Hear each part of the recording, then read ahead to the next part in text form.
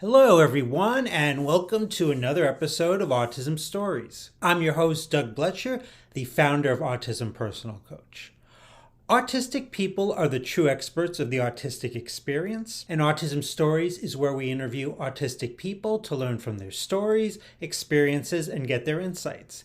If you'd like to be notified about each week's episode of Autism Stories, we suggest you subscribe on your favorite podcast listening platform.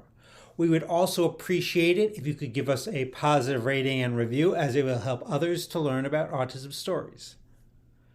I've heard many people talk about the autistic experience as a cultural difference from non-autistic or holistic culture. And on this episode, I talked to Dawn Prince Hughes about an ethnography project that she's working on with Yale University exploring autistic culture. We also talk about the children's book Dawn recently wrote and the decades of work that Dawn has done with animals. We hope you enjoy today's conversation. All right, sounds good. Recording in progress. Dawn, it's always a pleasure to talk with you. Thanks so much for joining me here on Autism Stories. Great to be here. Good to see you again. Always a great conversation. Yep. And starting with this conversation, I wanted to kind of learn, where does your story in the autistic community begin? Right. Well, I was one of those people that got kind of a late identification. As with other people, I struggled my whole life and could never figure out what was going on. I had a lot of spiritual influence in my life. First Nations friends and so forth. And that really actually helped me because I was able to sort of look at the whole gestalt of my way of being in the world in a more spiritual way instead of it being pathologized, which is the case in so many of our lives. But I had a son with my ex-partner, and around that time I was also moving on from the gorillas. I wasn't able to spend time with them at the zoo. And I was under a tremendous amount of strain. And without the gorillas, it became really clear that, I could easily go off the rails. So, the people around me, my loved ones, said, you really need to figure out what's going on here. And I started doing some internet research, and the rest is really history. Now, I've realized as I've gotten older and understood myself a lot better that the words we use are really important to me. Now you just finished writing a neuroexpansive children's book. So thinking about words and language, why do you use the term neuroexpansive in describing the book instead of neurodivergent? Right. Well, of course, I support anybody's way of self-identifying. I don't think that it's a one-size-fits-all sort of situation anymore. But again, for me, it comes back around to this, for lack of a better word, I don't mean to take anyone's culture, but the shamanic elements of being a very, very sensitive person on many levels. To me, that is a way of being expansive in the world, not just neuro-expansive, but expansive on every level. The decades of work I've done with animals suggests to me that we are not actually divergent. The rainbow of different ways of showing up neurologically is actually the rule and not the exception. On the other hand, when you look at holistic behavior, that is indeed divergent where the natural world is concerned. And I certainly know about your work with animals, but I didn't know you were interested in writing a children's book. So what made you want to decide to do that? Right. Well, people had kind of been pestering me about it for a long time. And I wasn't really sure what was making me averse to launching into something like that. And then I realized that I knew I was going to get really emotional because as a writer and as a reader, the things that really strike me the most deeply are very simple. Like, I think the only times I've cried about, when I was reading someone's writing have been children's books. And so I launched into it sort of having an inkling, but not really realizing how deeply I would be affected by the process. And it was really like therapy. And then I kind of floated it out to some beta readers, and they said, God, we wish we had this book when we were younger. And they had the same emotional, visceral response to it, which was great. Because a lot of times when people reflect on the books that they've read, they go back to their childhood, right? And kind of Yes. like go back, those are the ones that really stick with people. Yes. I mean, even still, I remember books I read as a child being important to me today. When I had my son, those were the first things I bought because they were so moving, instructive, expansive, to use that word again. Yeah. Now, you are also currently working on something that I'm really excited about, and it's in partnership with Yale University. And you're working on an ethnography project that focuses on autistic culture and the way that we as autistics share that culture. How do you plan to use ethnography as a way to uplift autistic voices? Well, I knew it would be sort of an organic process because really it's tough to define autistic culture. And what I've been finding through this process is that even more than holistic culture, it's ragged at the edges, which is so beautiful. It's very, very inclusive. And sort of the common underthreads that I see are this basic acceptance, an ability to work out problems in a different way that seems less attacking and more cooperative. And people have really felt validated and supported through this process. And that is the most important thing to me. We may not always agree on what autistic culture is, what it should do, how it functions. But I wanted it to be sort of I don't like the medical term petri dish, but if there's, an organic sort of parallel to that idea, I wanted to stir up all of the basic building blocks of culture and make a soft place to land so that people could say whatever they needed to say, that they could really look at their lives as heroic and tragic, but always contextualized by the idea that we share something. It may be indefinable at this point, but we share something. And I want to give people that context and that safe place to land. Yeah.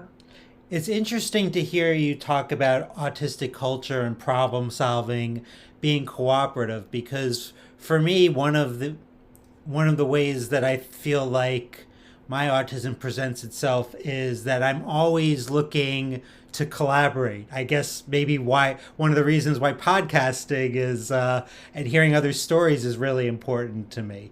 What have you kind of like learned at this point about that cooperative approach to problem solving? Right. I guess I'm not surprised by it, how all of these really unique thinkers are coming together and making something bigger than the sum of the parts. But I know that it surprises holistic people, because the negative stereotypes really persist, right? That we are insular and that we have to go our own way and, we don't work well with others. Like, I remember that standing out in red on my report cards as a kid, right? But really, in fact, again, I'm not surprised that people come to it, yes, with that tight grip on their way of viewing things, but there are so many little edges to the puzzle where they can come together and work cooperatively. And they're better. I would say from where I sit, they're better at it. And God knows the culture at large needs that right now. It's exemplary in the real sense of the word.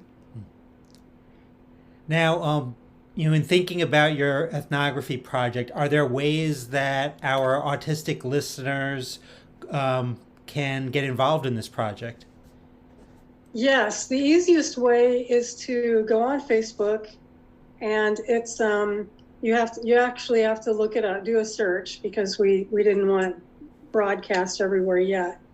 But you look under CASY, that's all capitalized, which are the autism, the social autism programs at Yale. So CASY, Cultural Autism Studies, and that will bring up the ethnography page, and then you just ask to join. And then once you're on the list, you get the link for our weekly meetings. There are also ways to participate if you are not a speaking person, or if you want to just do the ethnography on your own. There's a whole document that outlines the first module of the ethnography to make it accessible to as many people as possible. And I think it's really important to be able to build bridges between us as autistics and allistics. So I'm wondering if there are ways for non-autistic people to participate in the project as well.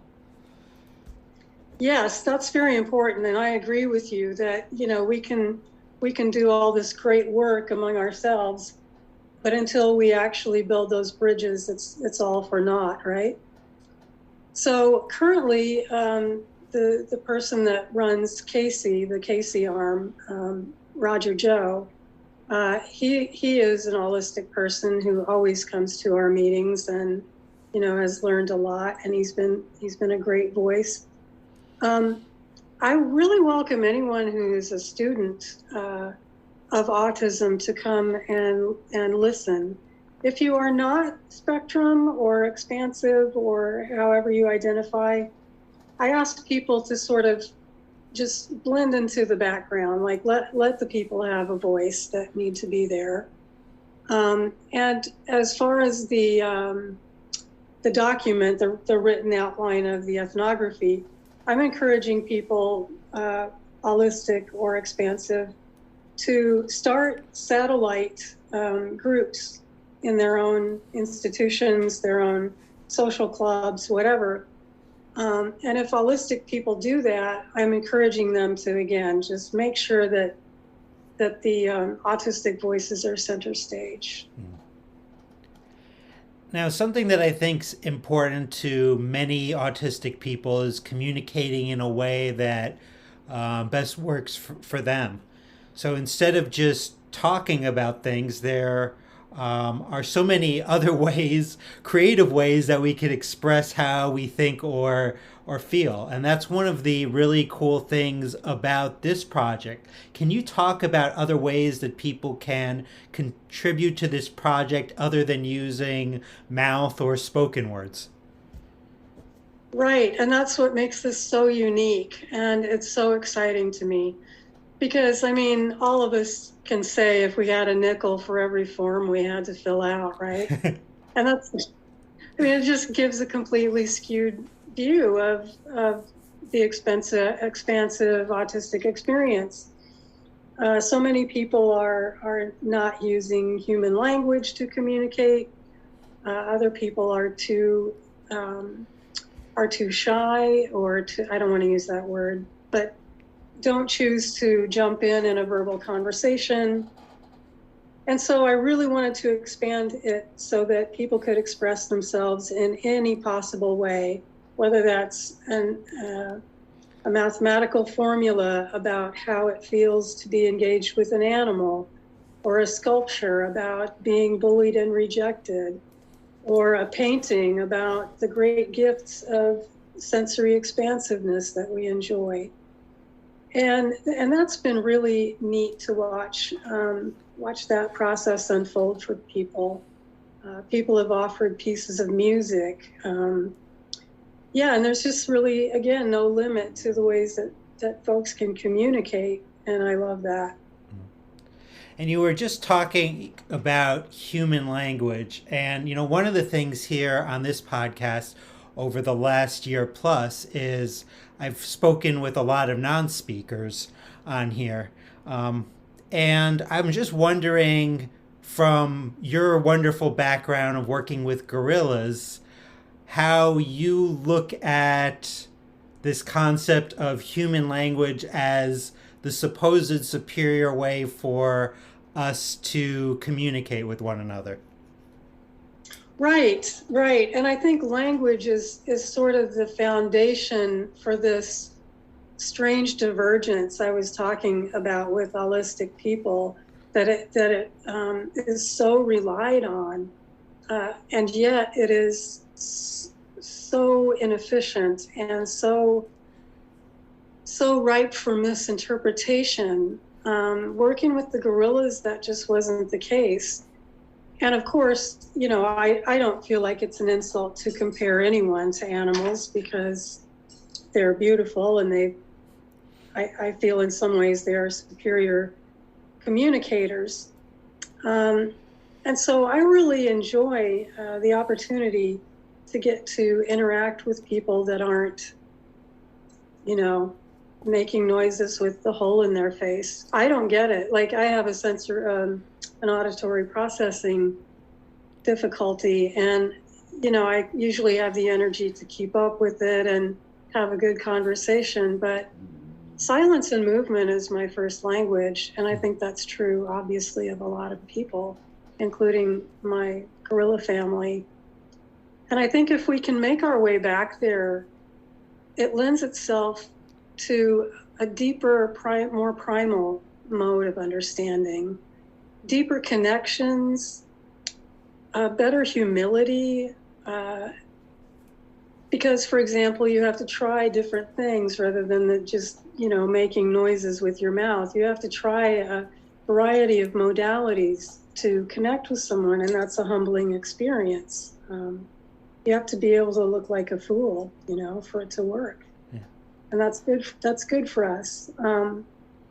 So yeah, I remember doing lectures where people would ask me, where do we draw the line between animals and humans, and what's the one thing that makes us different? And they were looking for something positive. And I would always say, the degree to which we can make things up and believe them is the only thing that separates us from our animal brethren and sisters. And so, yeah, I'd love to just sort of get out of that rubric. It's not serving us. The world that we live in can oftentimes be a really overwhelming experience. However, one of the focuses of this ethnography project is the natural environment and the living things in it, and how much as autistics we enjoy these things. From your experience, why do you think the natural environment and the living things in it are so beneficial to those of us that are autistic? Right. It goes back to all of those great levels that we are extra sensitive in, or naturally sensitive in. I think that's really, really important to remember, that shamanic or spiritual piece, and the way that it locks in with our sensory sensitivities. And it just makes us natural ambassadors in that world. And again, we need that now more than ever. I was just talking to my group earlier about the importance of aligning ourselves with animals in our struggle, because that movement, more than any other, I think, intersects our own, in that we have a neuroexpansive or a different kind of neurology or way of being in the world. And that's ignored because people want to commodify us, commodify our bodies, or commodify what we can add to their careers or whatever. And so I think that intersectionality of environments and animals and neuroexpansive people, it's a natural alliance. I know whenever I am out in nature and by waterfalls, there's just such a change just in my body and my energy, as a result of those things. Yeah, I mean, I don't want to overgeneralize, but I think many of us need that to be healthy. I think culturally, on a grander scale, we all need that to be healthy, for sure. But us, in particular, we in particular need that kind of locking in of energy, because we get so depleted as well. Like, it balances us, it fills us up. Yeah, and I think we need to lead the way for a greater movement in that direction. Now, I know you mentioned it earlier, but just maybe one more time for our listeners, how they can learn more about the ethnography project beyond this interview. Sure. Just go to Facebook and you'll have to look it up. It's capital CASY.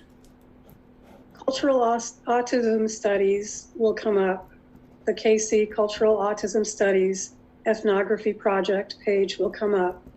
So just send a request to join, and the outline of the ethnography, as well as the link for the weekly meetings, which are free to anyone who wants to go, is all on the page.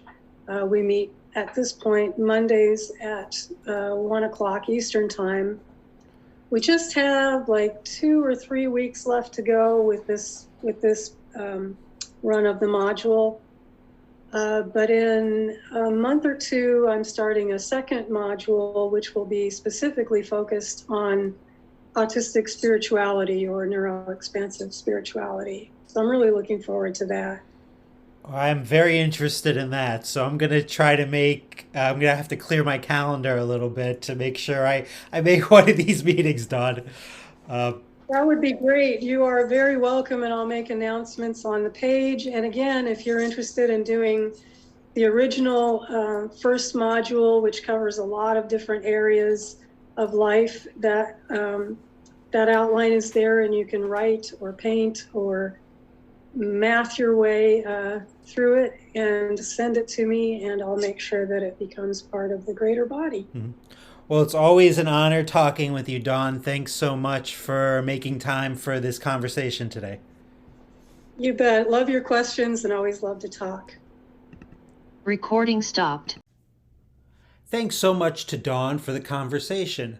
To learn more about Dawn and her ethnography project, please check out the link in the podcast description of this episode. At Autism Personal Coach, we provide customized coaching for autistics. All of our coaches are either autistic or autistic selected for their commitment to trauma-informed and neurodiversity-affirming strategies. They deeply understand burnout, sensory needs, executive functioning, and the importance of special interests. If you're interested in learning more about our coaching, please visit autismpersonalcoach.com for more information. I hope you enjoyed this episode of Autism Stories, and if you did, if you could tell a friend, foe, or anyone you know about it so they could have the same enjoyable and educational experience as you when listening to Autism Stories, it would be very much appreciated. Until next time, I'm Doug Bletcher of Autism Personal Coach. Talk to you then.